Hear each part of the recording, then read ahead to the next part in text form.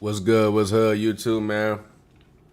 In honor of the 49ers going to the Super Bowl, I had to react to this video, man. It says what they aren't telling you about Brock Purdy. You know what I'm saying? I'm curious.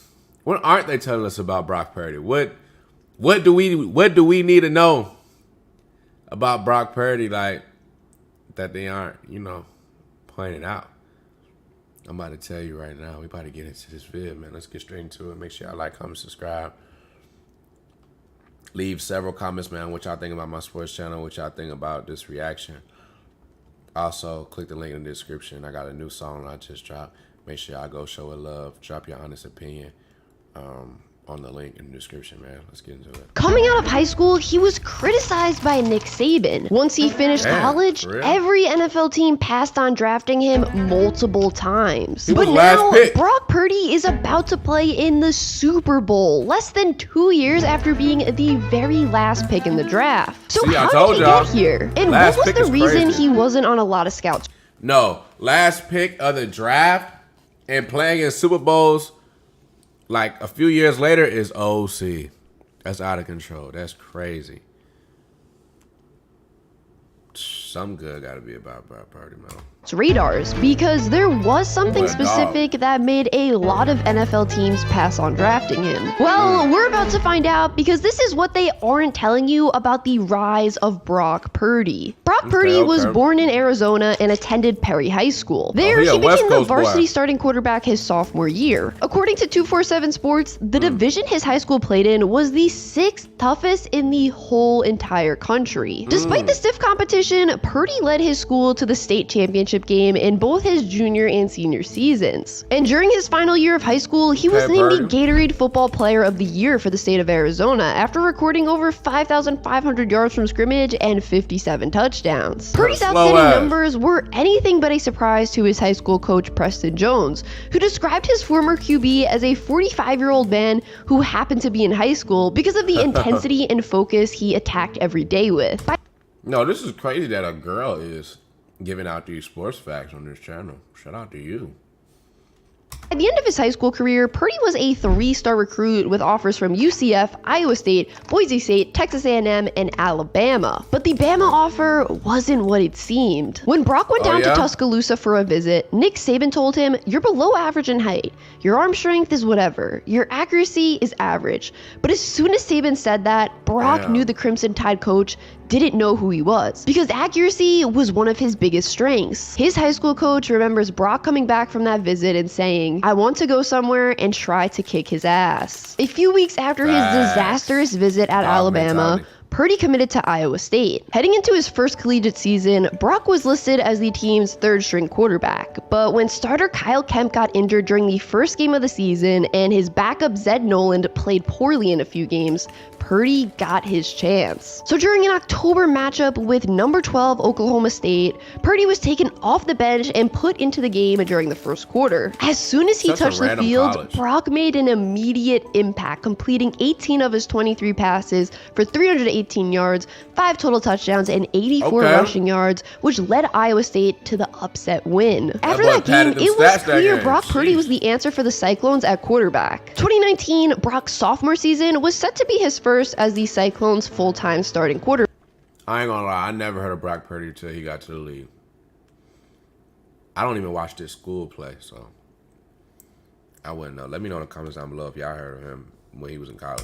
The team finished the year with a 7-6 record, but Purdy had good stats, completing 65% of his passes for 3,900 yards, 27 touchdowns, and 9 interceptions. He also rushed for 8 scores, which helped him break the 41-year-old school record for total touchdowns scored in a season. Despite Brock not having to throw the ball as much in 2020 thanks to the emergence of Breece Hall, the Cyclones finished the season with an improved record of 9-3, which tied the 2000 season for the best best record in school history. After wins versus number 18 ranked Oklahoma and number 17 Texas, Iowa State was ranked 6th in the college football playoff poll heading into the Big 12 championship game. But in the biggest matchup of the year, Purdy played one of his worst games of the season. He threw for 322 yards and a touchdown, but 3 interceptions, including this one, down 7 with just over a minute left on a possible game-tying drive. After the tough loss, Purdy did bounce back in the team's victory versus number 25 Oregon in the Fiesta Bowl, completing 69% of his passes, nice for 156 yards, 1 passing, and 1 rushing touchdown. The team ended the season ranked 9th in the AP poll, the highest they had ever been to close a season. Expectations were high for the Cyclones entering 2021. The team was ranked 7th in the nation heading into the season, the highest they've ever been ranked before week 1. But after losses versus number 10 Iowa and an unranked Baylor squad, Iowa State was unranked before the month of September was even over. The Cyclones were still unranked heading into a late October matchup with number 8 ranked Oklahoma State. But in that one, Purdy completed 81% of his passes for 307 yards,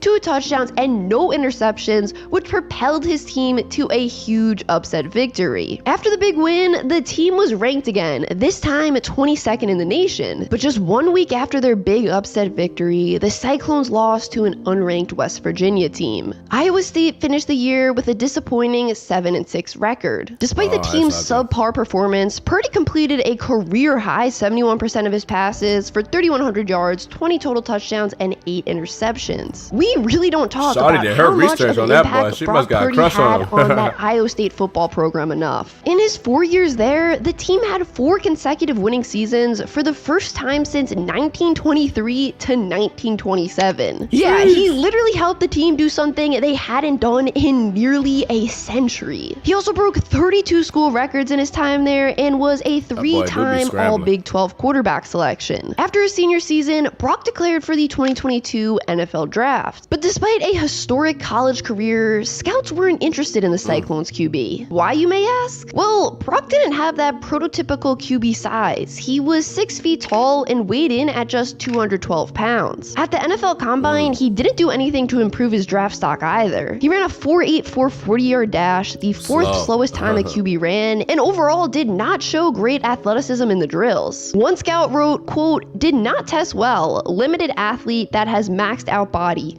very mature in experience, threw it okay." What many teams overlooked when scouting Purdy, though, was his mind. Brock had great pocket presence and played well when under pressure. He also scored in the mid-90s on the S2 cognitive test, which tests how fast players can see, process, and fix problems on a laptop. For example, one part of the exam goes like this. A set of diamonds flashes on the screen for 16 milliseconds each. Every diamond is missing a point, and the player must determine which point of each diamond is missing. Anything above an 80 on the test is considered elite. Purdy scored in the mid-90s, which is around where top QBs like Drew Brees, Patrick Mahomes, and Josh Allen all scored. Scoring high on the test just reaffirmed why Brock played so well under pressure. He was able to focus on one thing despite chaos surrounding him. He processed things extremely quick. Heading into the draft, Purdy was not projected to be selected, but signed as a free agent once the 7 rounds concluded. But as the last pick in the draft approached, Brock got a call from the 49ers,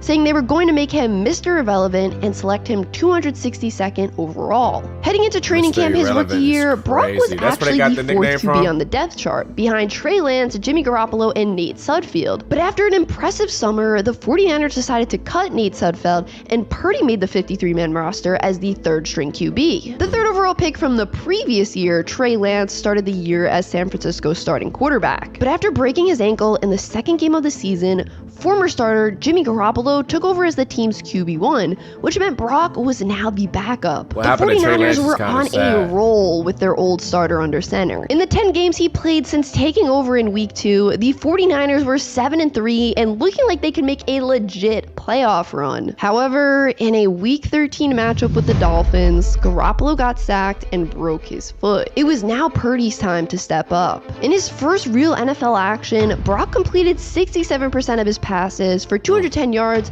2 touchdowns, and Going 1 crazy. interception, which helped San Use Fran check. top Miami 33-17. After the game, it was confirmed that Garoppolo would be out for the remainder of the season, which meant Brock Purdy was now the 49ers starting quarterback for the rest of the year. Yes, it's definitely nice for a rookie quarterback to be surrounded by a lot of talented skill players, but to be thrust into the starting QB spot late in the season on a team that is expected to make a deep playoff run definitely isn't easy. Brock was slated to make his first NFL start the following week.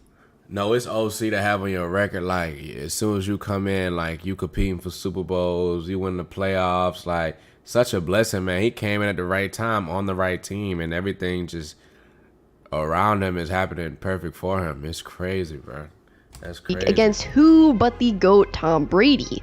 Purdy played outstanding though, completing 76% of his passes for 185 yards and 3 total touchdowns. After this game is when many realized the 49ers might have something special in their rookie QB. Purdy and the team went on to win the remaining 4 games of the regular season and made the playoffs as the 2nd seed in the NFC. Purdy's 6th ever NFL start was also his first ever playoff start versus the 7 seed Seahawks. In that one, Brock put together yet another strong performance, completing 60% of his passes for 332 yards. That was the first time he broke the 300-yard mark in his career, by the way, and 4 total touchdowns as the 49ers went on to win 41-23. With this performance, Purdy became the first rookie quarterback since Sammy Baugh in 1937 to throw for over 200 yards and 2 touchdowns in a playoff win. Next up was the 5 seed Dallas Cowboys in the divisional round. Purdy's play wasn't as great in this one, but he still was effective, completing 65% of his passes for 214 yards and no turnovers. Dallas Cowboys don't know how to win in the 19-13. I want to quickly thank the sponsor of today's video, Underdog Fantasy. Did you know on Underdog Fantasy, you can draft a fantasy team just for the Super Bowl? I also made my promo code. The team needed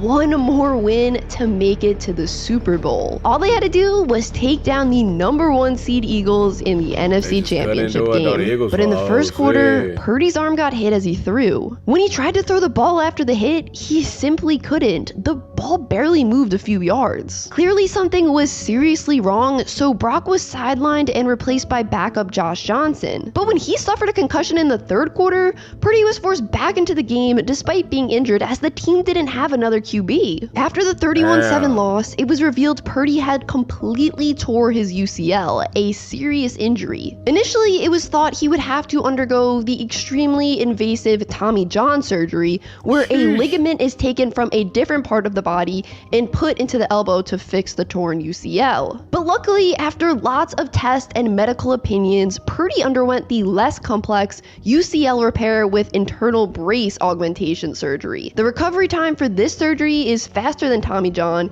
and had Brock slated to return to football around the end of August instead of towards the back end of the 2023 regular season with Tommy John. After undergoing this surgery in March, Brock became just the 3rd NFL QB to undergo that specific surgery. It was really a fairly new procedure. Brock's rehab went according to plan, and by August 14th, he was back practicing with no restrictions. Despite his return to practice, the QB1 spot was not automatically his. Trey Lance had also returned from his season-ending ankle injury and had all summer to practice and get extra reps with the team while Purdy was rehabbing. But when Lance took the field during preseason games, he looked lost and played poorly. So at the end of August, the 49ers traded Lance to the Cowboys, cementing Purdy as the team's QB1. The 49ers started the 2023 season hot, going 5-0, but in week 6, Purdy lost his first ever regular season game after the worst performance of his career thus far, completing 44% of his passes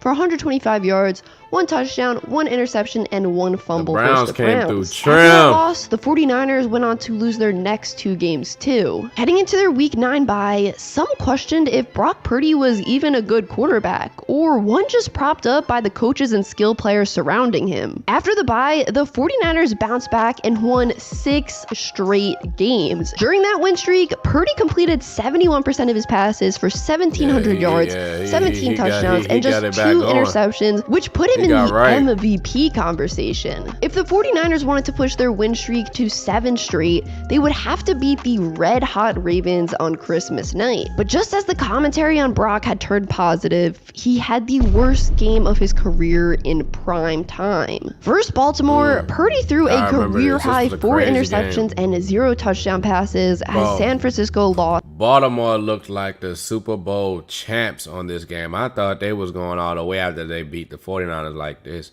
They put belt to ass on the 49ers, bro. They really did.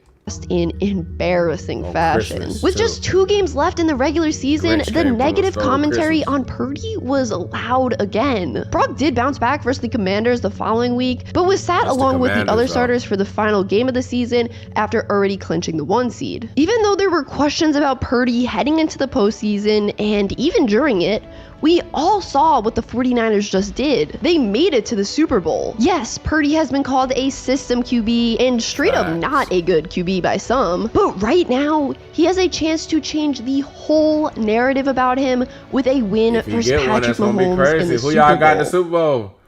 Oh shit.